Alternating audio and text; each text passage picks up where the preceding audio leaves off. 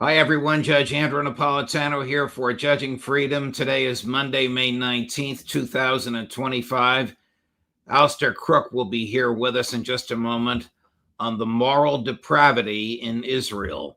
But first, this. While the markets are giving us whiplash, have you seen the price of gold? It's soaring. In the past 12 months, gold has risen to more than $3,000 an ounce. I'm so glad I bought my gold. It's not too late for you to buy yours. The same experts that predicted gold at $3,200 an ounce now predict gold at $4,500 or more in the next year. What's driving the price higher? Paper currencies. All around the world, they are falling in value. Big money is in panic as falling currencies shrink the value of their paper wealth. That's why big banks and billionaires are buying gold in record amounts. As long as paper money keeps falling, they'll keep buying, and gold will keep rising. So do what I did. Call my friends at Lear Capital. You'll have a great conversation, and they'll send you very helpful information. Learn how you can store gold in your IRA tax and penalty free, or have it sent directly to your doorstep. There's zero pressure to buy, and you have a 100% risk-free purchase guarantee. It's time to see if gold is right for you. Call 800-511-4620, 800-511-4620, or go to LearJudgeNap.com and tell them your friend the judge sent you. Alastair, good day to you, my friend. Welcome to the show. Thank you for accommodating our schedule.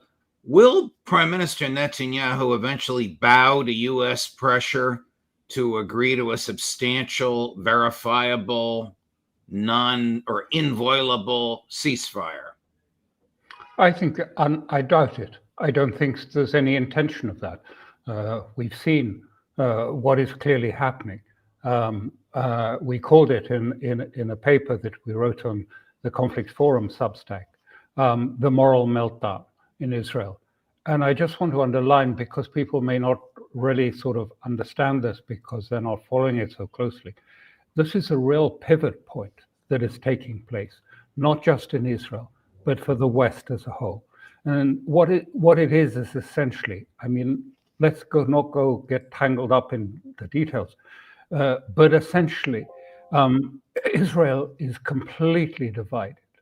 On the one hand, you have, if you like, those who see themselves as European Jews that have come from Europe and are Europeanized. And on the other hand, you have the Messianic people of Ben Gvir and the Prime Minister and the right who are looking to Amalek, to, if you like, removing the Palestinians from Gaza altogether, either killing them by bombing them or either sending them somewhere else. Libya has been mentioned, but I don't know if that's going to work at all. But this is a moral divide now. And long ago, someone warned the West very clearly.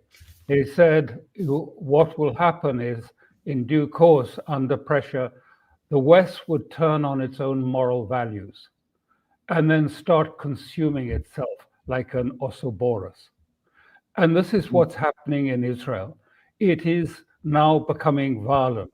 The police are attacking the demonstrators who are demonstrating for the release of hostages. So half of Israel is doing that. And you find editorials, you find other pieces in the Hebrew press, in the English language press, like Haaretz editorial, that say, we can't go on with this, just killing Palestinians, bombing tents, seeing children burnt alive. We can't do this. And what's happened? I mean, we are supposed to have, you remember that Hamas released the American dual citizen, Eden Alexander, the other day, and it was understood from the American mediators, Witkoff and his colleagues, that that would result in food and resources coming into Gaza. They're not coming into Gaza. They are still in a line outside of Gaza. And there are people, as the UN human rights representative says, there are children starving to death. And Netanyahu had to admit this just the other day. And he said, listen, look, I have senators coming to me, friendly, people who've never been more friendly to Israel. And they're saying, look, we will give you what you want. You want weapons, we will give you protection in the Security Council. But listen, we just cannot endure seeing children starve to death. You've got to do something about it. Well, that still hasn't happened. And where's Witkoff, who played a very important part to begin with? He went to Netanyahu on Shabbat and he said, listen, you had a deal, stick with it, do it. There's no sign of that today. And so we have to wait till the 25th when Netanyahu is saying that. And Netanyahu hopes to get through this period with a short ceasefire agreed with Hamas, and then some introduction of limited resources, food and water going in. The last few days, every day, it's been 70, 90, 100, 120 Palestinians killed at night in the bombing raids of this new incursion. But I want to move to the second fracture, which is opening out, which is just as important, because it's in the United States and in Europe. In the United States, as you know, about 80% of the Jews living in the United States are Reform Jews. And many of them are finding the same moral dilemma that I've just described in Israel. They don't like, and when those senators spoke to Netanyahu in that way and said, listen, we just can't go on like this. We can't see children burnt alive in tents. It's not acceptable. It's not acceptable in the US, and it's not acceptable to half of the Israeli population. This is the pivot, the crucial point where, if you like, the West turns on its own moral values and starts to, if you like, destroy itself in this process. Same in Europe. There's videos going around about Meloni being attacked strongly about Gaza, and others too across Europe. This is the moral dilemma that is coming. And we see it in other ways. And this is facing Trump now very much, what to do. And we hear very clearly, I'm told, that now there is this moral divide taking place within his team. On the one hand, Witkoff and Vance on one side, but Rubio totally at odds with Witkoff and trying to remove him from the process. Perhaps that's why Witkoff is not there. Why isn't there an American official down there at Gaza and saying, look, just open those gates, open them, let food in. Of course it would happen, but there's none. So we have to draw our conclusions from that, what that means. And then there's a third fracture. And this is very important fracture too, I think, which is with Iran. Because you've probably seen on ABC in the last day, Witkoff has said the absolute red line for Trump is no enrichment, not ever, in Iran. That is the red line, and that's what we're seeking. And I put on that, I wrote that actually what has happened is almost the entire Senate Republicans have written a letter to Trump saying one thing, that they will not accept an agreement which allows the infrastructure of enrichment to stay in Iran.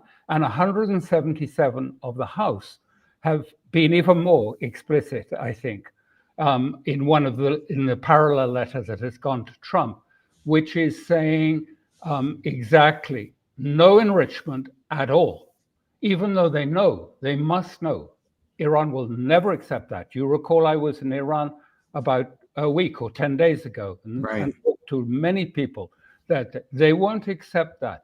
And then I contrasted, what do you see in the Maryland polling that has just come out? It shows that 70% of Americans as a whole want to deal with Iran. And that is true both of the majority in the Republican and the Democrats. And only something, I don't have the figures in front of me, but only something like 25% of Republicans are in favor of military action. So you have this divide too.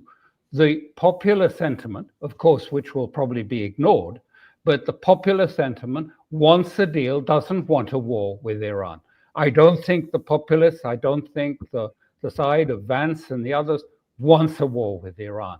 And yet, all of the Senate Republicans have signed on to this letter, and 177 of the Republicans in the House have similarly signed on, saying no enrichment. Now, I don't think that this means we're going to have a huge war with Iran, but that's a different issue. I can talk about that some other time if you like. But I don't think that is probably going to happen. But well, it certainly would give Donald Trump comfort if he were to attack Iran, knowing that half the Senate, at least half, and a little more than half the House are already behind him. I mean, he's essentially, Witkoff seems to be all over the place on this. At one point he said, well, of course we're going to allow enrichment for domestic purposes. And then he said, well, they're going to have to get their enriched uranium from some foreign source, sure, which the U.S. will cut off. Now making a demand on Iran, knowing that they cannot keep it, what kind of a negotiation is that unless it's a trigger for war? Precisely. But my point, and which I discussed at length in Iran, is I do not believe that America can attack Iran, not in the way in which people think it. It will not be an easy war. It will be the reverse. They have air defenses. They look, the lesson from the Houthis is pretty clear. We've seen that. The lesson from the Pakistans, how they shot down all the French latest jets, the Rafale with the Chinese missile. This, I do not think, it's one thing to say, look, we're going to turn Iran into a smoldering ruin. There will be nothing left. That's good rhetoric, but when it comes to it and Trump has to sign on for this attack, and people say to him, but look, what are we going to do? We don't have the ability actually to attack these deeply buried nuclear sites. They're not there. We can do what we did, if you like, we can do what we did in Yemen. We can, do it, if you like, a demonstrative, a performative attack with bombs, bomb an empty IRGC building or something like that, and then agree with Iran a suitable response, and then declare victory and say Iran backed off and they conceded. That's possible.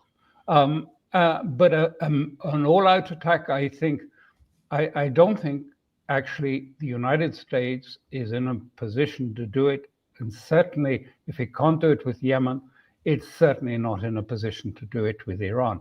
Is this filtering through to Trump? Well, maybe it will do in near future, because the Iranians will not agree to the terms he set out, just as we're seeing at the moment that Putin is not agreeing, and said he doesn't want, actually, Witkoff to come with a 22-point proposal for a ceasefire, because he's not agreeing to a ceasefire.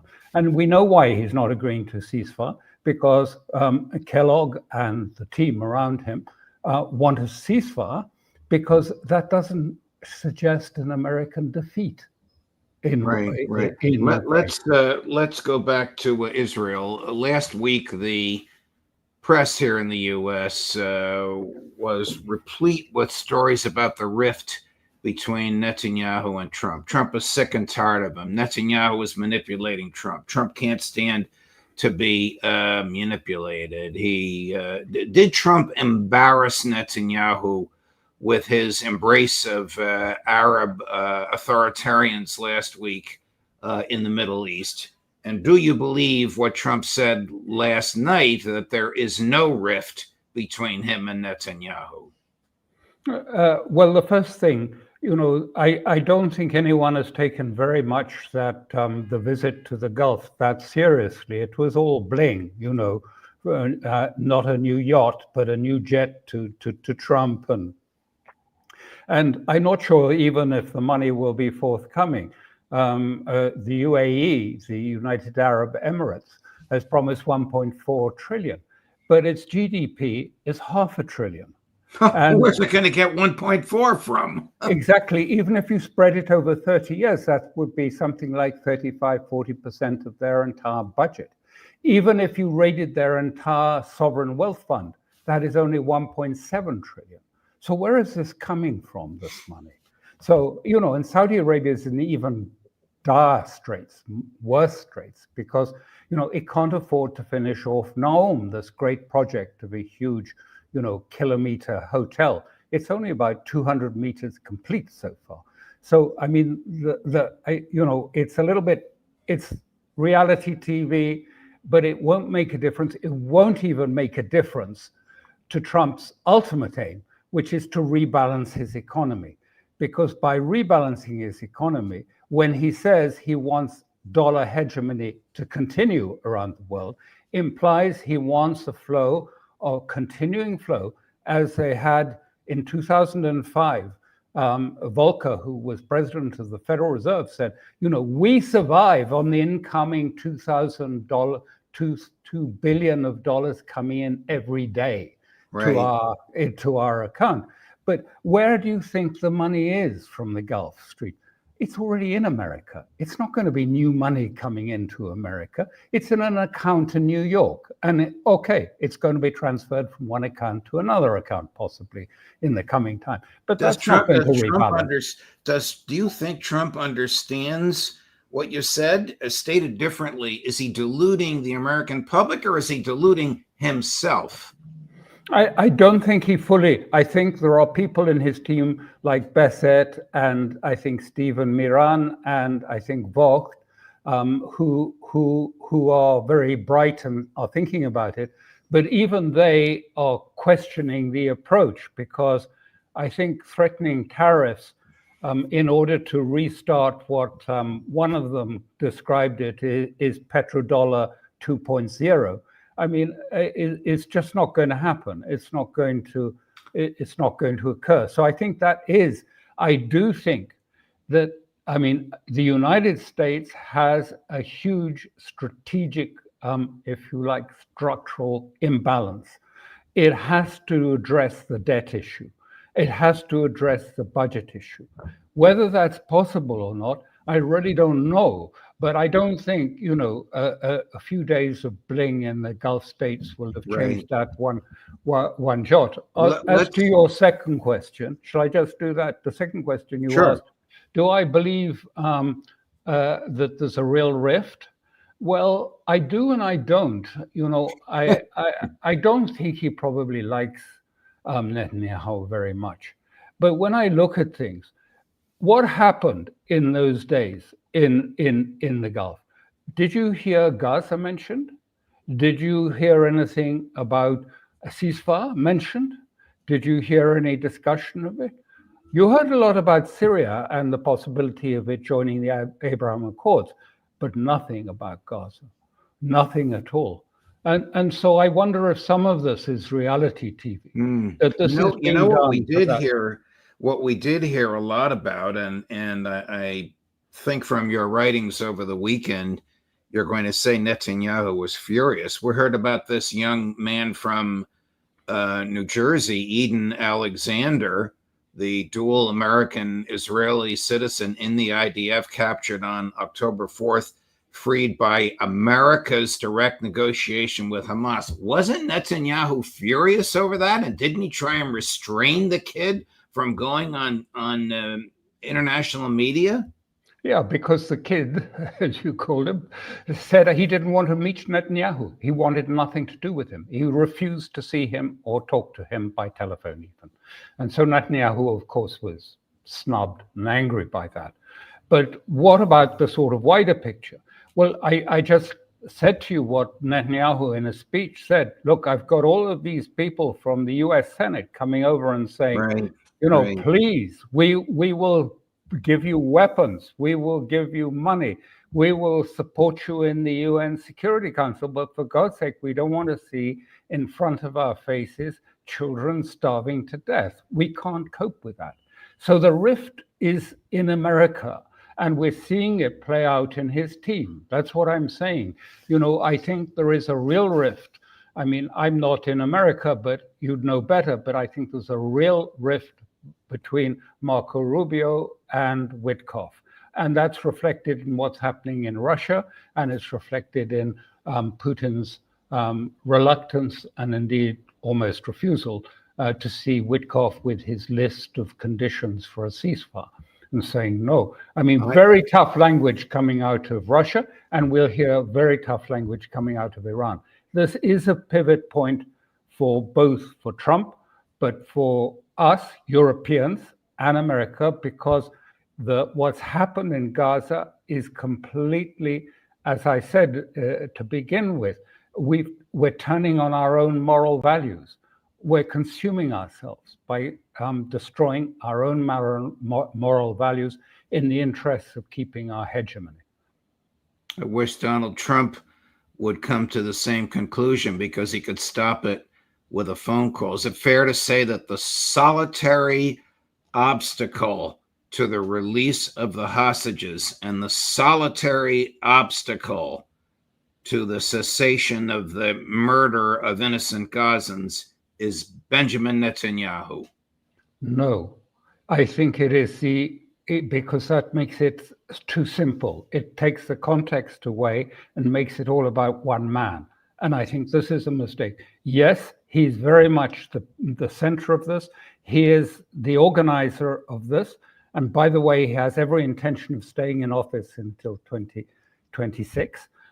But it's not that. It is a segment of Israel believes, and you have to read that piece that you quoted in Moral Meltdown that was written and put on our Substack, the Conflicts Forum Substack, which is from the Israeli Hebrew press, and it says very clearly, I mean, we do not accept that it is right for Israel to be engaged in burning out tents and seeing children burnt alive in the tents. We can't accept this.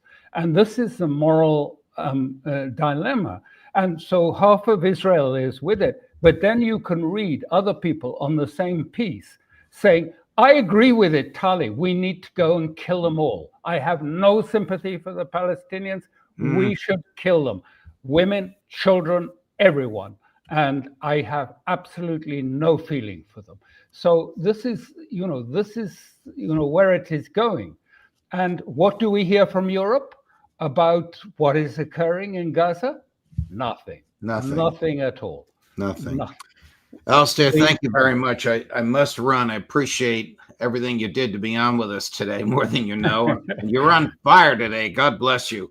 Very much appreciated, my dear friend. All the best. Safe travels where you're going this week, and we'll see you next week. Thank you very much. Of course. Good luck to you. Thank you.